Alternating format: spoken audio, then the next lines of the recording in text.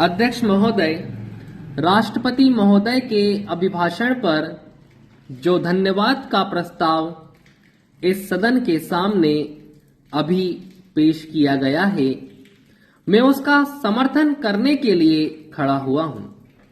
मैं इस चर्चा में भाग लेते हुए अपने कुछ विचार प्रकट करना चाहता हूं। विरोधी दल के कुछ सदस्यों ने इस पर विरोध प्रकट किया है।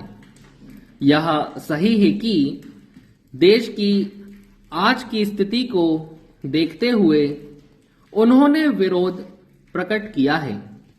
सदन में जनता के चुने हुए प्रतिनिधि को अपनी बात प्रस्तुत करने का पूरा हक है। उन्हें अपनी बात अच्छे ढंग से सदन में प्रस्तुत करनी चाहिए थी।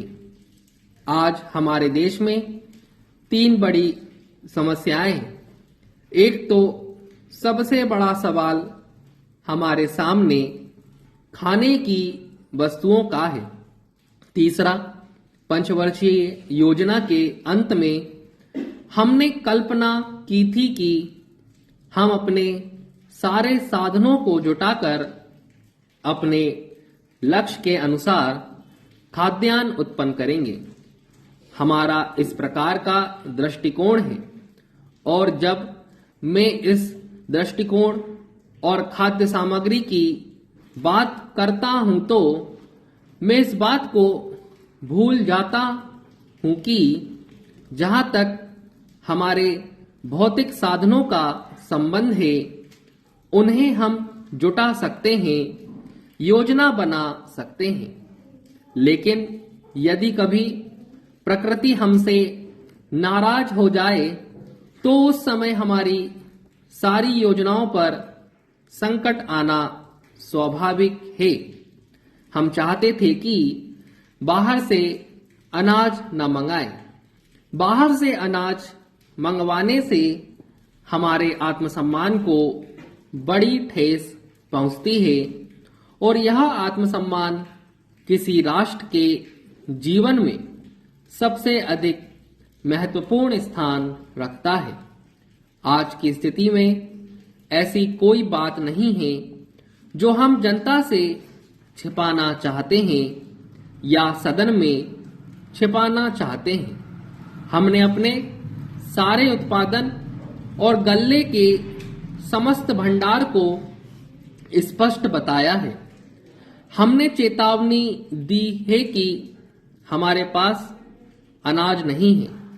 अंतर्राष्ट्रीय स्थिति भी आप देख रहे हैं।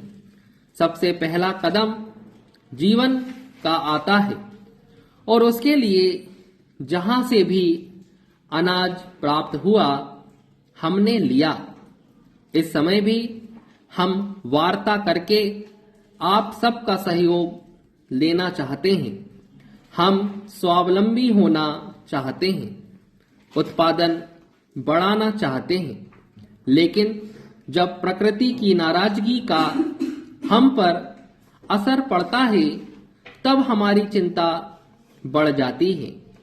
इस सब के बावजूद हम जनता को आश्वासन देना चाहते हैं कि हमारी सरकार किसी भी प्रकार की स्थिति का मुकाबला करने में समर्थ है, और इस कठिन स्थिति से भी हम जल्दी ही छुटकारा पा लेंगे। आजकल एक अशांति का वातावरण पैदा करने का प्रयास किया जा रहा है। विद्यार्थियों को भड़काया जा रहा है। अन्य देशों का उदाहरण देकर इस देश में क्रांति की बात की जा रही है। अन्य देशों में क्या हुआ उसके बारे में मैं कुछ नहीं कहना चाहता हूं। विद्यार्थी समाज के सामने आज 2 प्रश्न हैं, और हम चाहते हैं कि उनका समाधान वे स्वयं करें। एक अध्ययन का और दूसरा आंदोलन का। यह निर्णय उन्हें स्वयं करना है कि वे अध्ययन करना चाहते हैं या आंदोलन।